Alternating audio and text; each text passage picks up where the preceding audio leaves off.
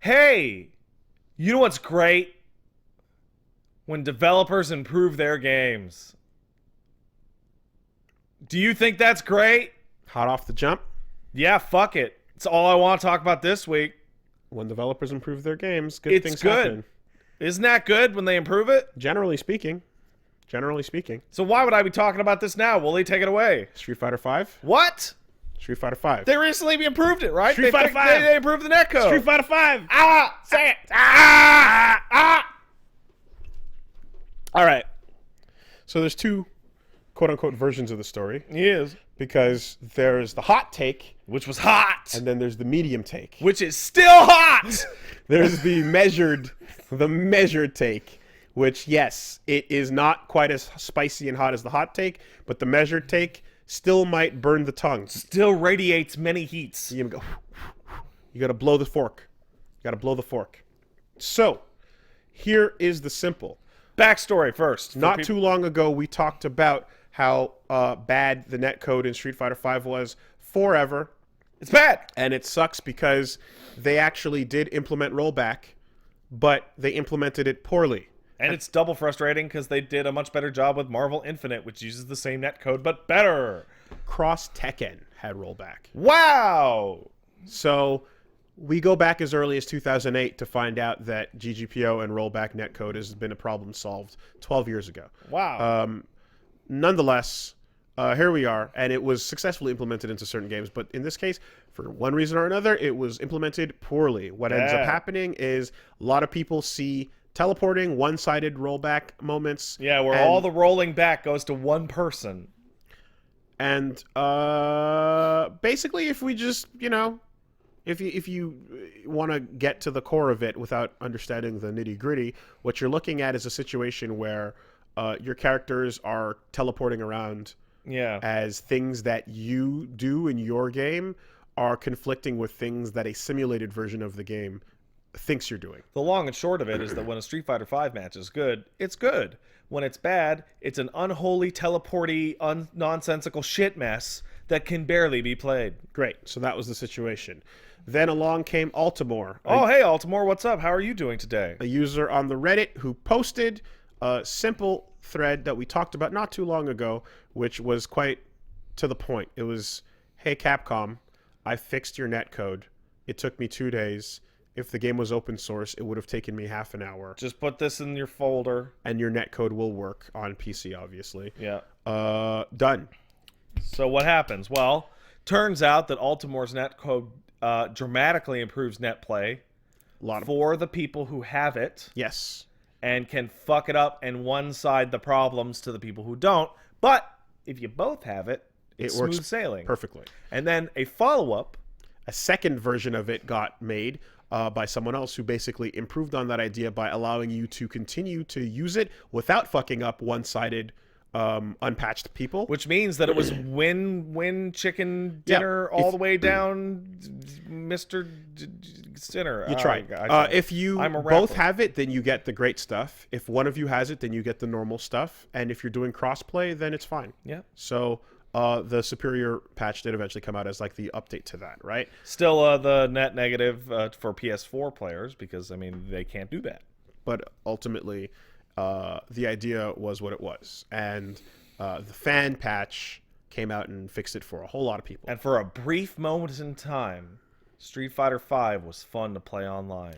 Well, the important... there's a lot of things, but like I really do want to harken back to that netcode video with Keats because it's important. And part of what is said there is that when you improve the netcode, it doesn't just make a better experience for people. It doesn't just make it so that people who are having matches get less frustrated at those matches. Right. It allows you to expand the circle of matches you can play by a lot because suddenly many more people are viable.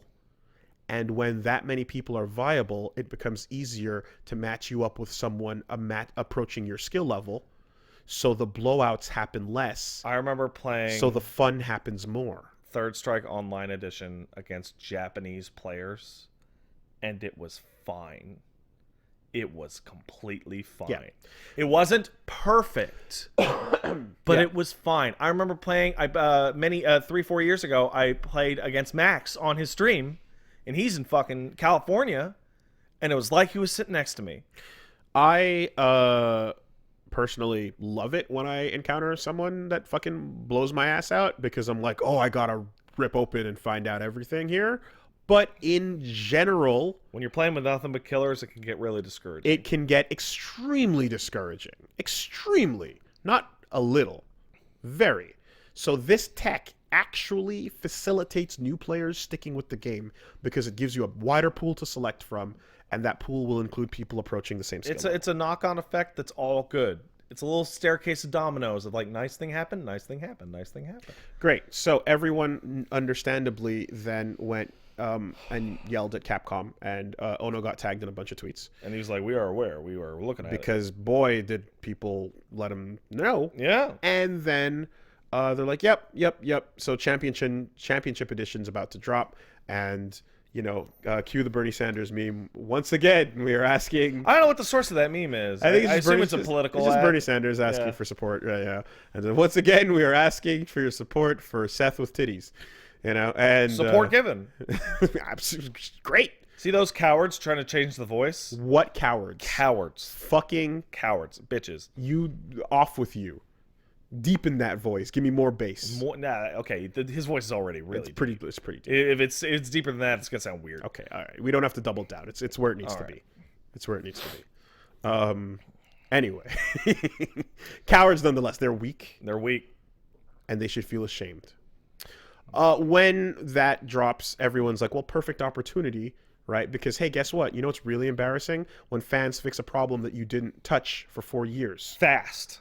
Right? It's been literally since 2016. I think Mike Z diagnosed this bug during the SF5 beta. Sure did. No listen. Yeah. Not important. Not a high priority. Not on this team. Right? Not, and again, it's the clarification here. Not lazy. Known, but not high priority. Yeah, not according to the people. Just not important. The people who decide the priority of what needs to be fixed. Because devs are working on stuff, they get told what needs to be fixed, and someone decides to prioritize them. So eventually, the earth-shattering boom of everyone yelling about this does make its way, because it's the fact that it got fixed in 2 days, and it could have been even by faster. An amateur, a non-developer. Reverse engineering the situation. Yeah. Right? Great. So as expected, at some point, there needs to be a response to that. We cracked a few jokes personally on this podcast. So I want to give full credit. Some people told me that I called it. No, Woolie, you called it, saying, wouldn't it be crazy if Championship Edition came out and said that we have now fixed the online system by disabling the patch? Yes. And then I repeated that as a different joke the next week. And then I laughed at the idea, because it would be so absurdly bad. It would be so absurdly negative. It would be such an awful PR move to make that I couldn't imagine it happening. Well, we're here. But it didn't exactly happen. It happened weird. It didn't happen. But for a brief moment in time, we thought it did, and I couldn't believe it. Yes, that's true. I couldn't believe the possibility that parody came reality, because the first thing I saw was a tweet, and shout outs to Corey Bell. He's a member of the Sam Show FGC, cool guy, and he basically had a clip of like him fighting Cody. No, not that. Oh, not that one. This is Ultra David and James Chen. James Chen and James Chen and Ultra David on their show, finding out about the patch. I just when realized it happened you live. always have to say James Chen and Ultra David. That's yeah. weird. Ultra Chen TV. Yeah, okay. Yep. Right? But them finding out about it, and then just kind of, oh, no. Visible size and right? staring at the floor. And this was early on in when it dropped, and we didn't quite know exactly what was going on, because there were no details no given. Patch notes of any kind. They just said, hey, the adjustment has been made.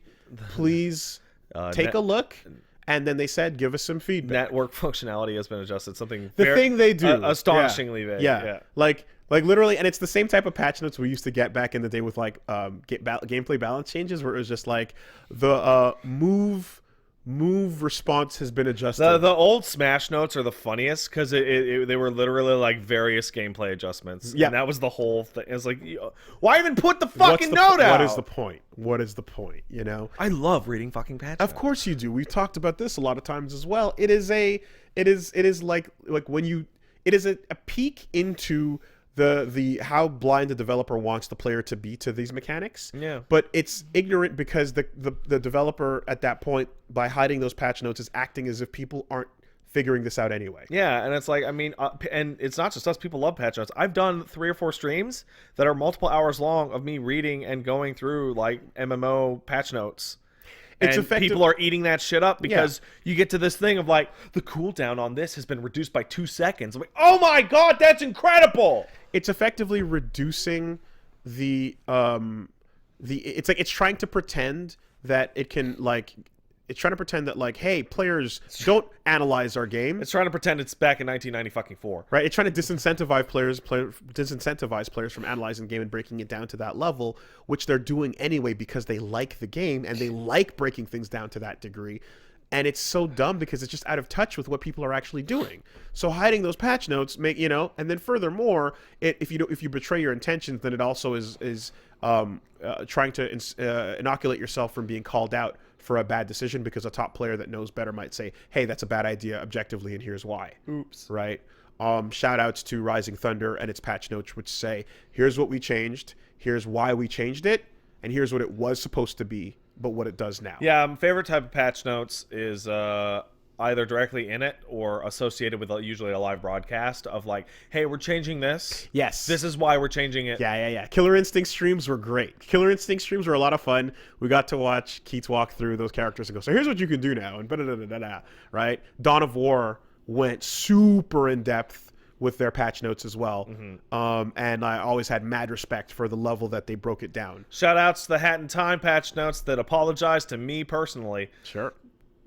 That was a fucking trip. But I just love the idea of just like, here's what this thing was supposed to do, and here's what it ended up doing. So here's why we changed it and how we expect you to use it. And it's like, thank you. Right? You're not creating things in a void without an idea of what you want the player to do, and you're not stifling creativity by saying this is the only way to play it. It's just describing the reason why your tool exists. So let's pretend we're getting off track. Yeah, but let's pretend you're a fighting game player and the patch notes are shit got changed and that's it. Say they changed the delay or the recovery on Guile Sonic Boom, so you got to do your combo and it doesn't work anymore.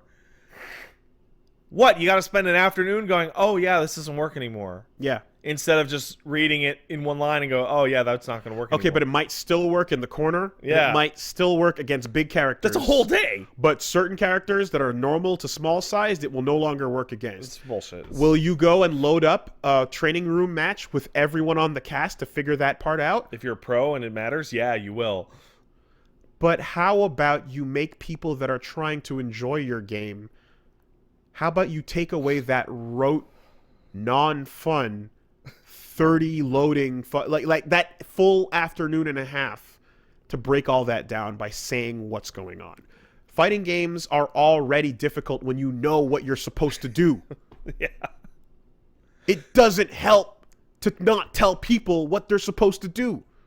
Or what they can no longer do. So anyway. So, these patch notes were obfuscated. Not useful. So what happened?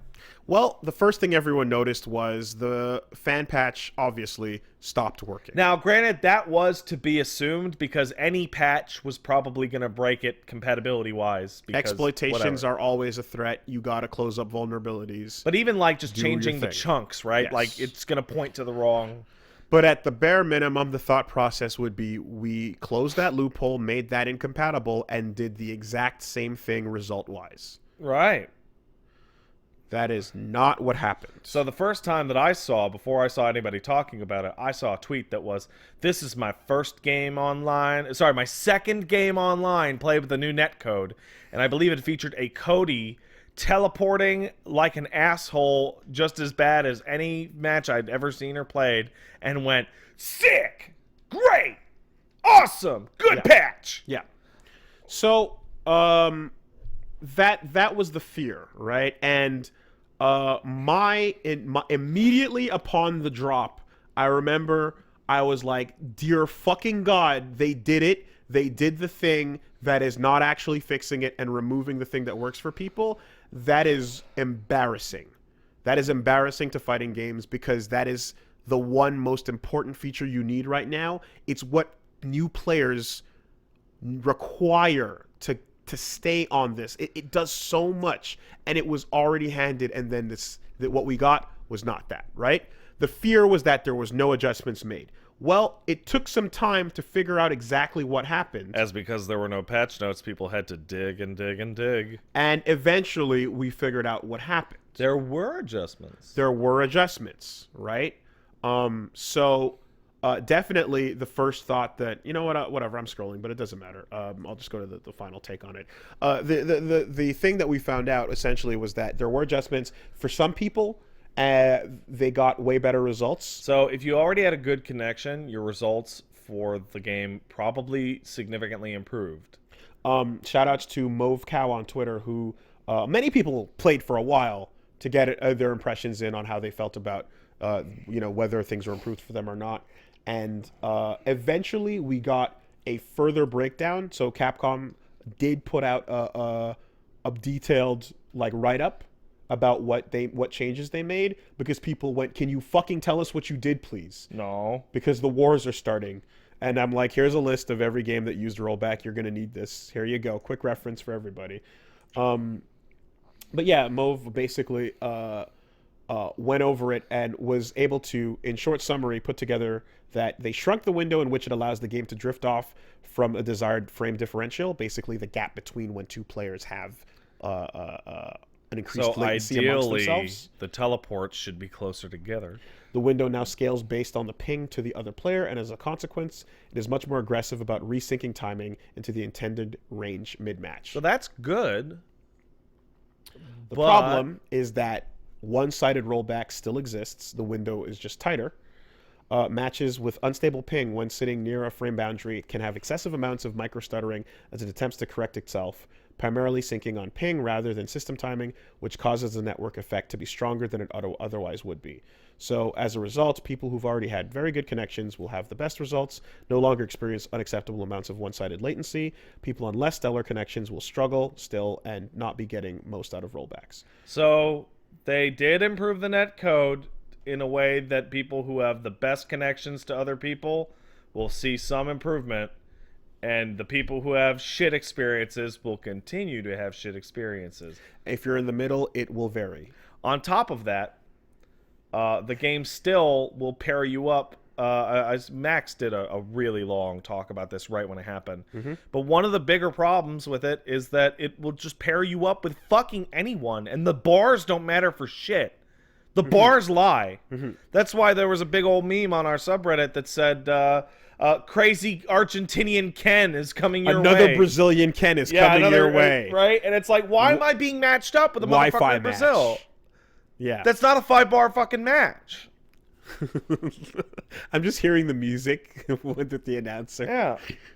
Yeah. So, what happened? Well, that's what happened, right? And that's all there really is to it. And, there definitely is something to be said about about possibly spreading misinformation and jumping a gun, which a lot of people did upon that first announcement. I certainly wrote up that scathing tweet on first reaction to hearing what was essentially Capcom taking out the fix and nothing else being changed. Thank God that turned out to be untrue. Yeah. Thank God I was wrong about that. Yeah. Right? A little wrong. So when that type of discussion happens and there are folks that are going, dude, you're jumping the gun, right? You don't know this is not factual. You're spreading misinformation. I understand that there's a lot of people that look at fighting game information from me. So I definitely hate to be possibly... Well, luckily enough, you have a platform that you can correct yourself echoing on. back the wrong thing. Yeah. So I'm happy to be wrong when it makes the situation better. In this case, here's what we got. A half fix. Yeah, so the most important thing to point out is that while the netcode for SF5 is technically a little better than it was before, it's still shit ass compared to the fan patch, which is now disabled. And effectively, you had one job. Yeah? In this case, literally copying homework. Nope. So Literally copying homework would have been a better result. one of two things happened. I'm gonna armchair fantasize about the development. So one of two things happened. Either they went, well, we didn't write that, but let's look at it and try and learn it ourselves, and we'll implement our own fix, which was ineffective in comparison. So it's not made here, asshole mentality taken to the nth degree when you have a perfect solution. It's not ours. Or they did know what was going on and saw that fix and were willing to implement it, but for whatever reason, it could not be implemented as well on the PS4, and thus cross-play compatibility would suffer. I personally think it's the former, but I'm willing to admit that the latter is a possibility. Not only is it a possibility, but further discussions going off of that thread I mentioned earlier basically break down the possibility that, like, okay, so they've expanded, the range here. They've allowed a couple of basic shitty errors that existed in the fucking launch version of this code. They've made it so that you can actually, again, if you already have a good code, a good connection, you're going to experience less fucking teleporty, one-sided rollback moments, right? It's The rich get richer and the poor stay poor. It's entirely possible that the full assessment of the situation also resulted in an outcome where they're like, to fix this properly, we got to start from the scratch. And we from don't the have ground time or money to do that. Absolutely not. This is the final version of the game. Yeah. It's been the final version of the game for a while. We're like, Championship is trying to send it off into the sunset. Yeah. So, you kind of look and go, this is the best we're going to get, right? And that coming on the final moment of a game's last release 4 years from its launch is extremely underwhelming and continues to be an embarrassment, which is the term I used because it is that, harsh though it may be, it's the truth. And it's a flagship title. This is Street fucking Fighter. It sucks to hear that making the right decision to go with rollback, but having no transparency or I guess just Didn't fall through. follow through Yeah.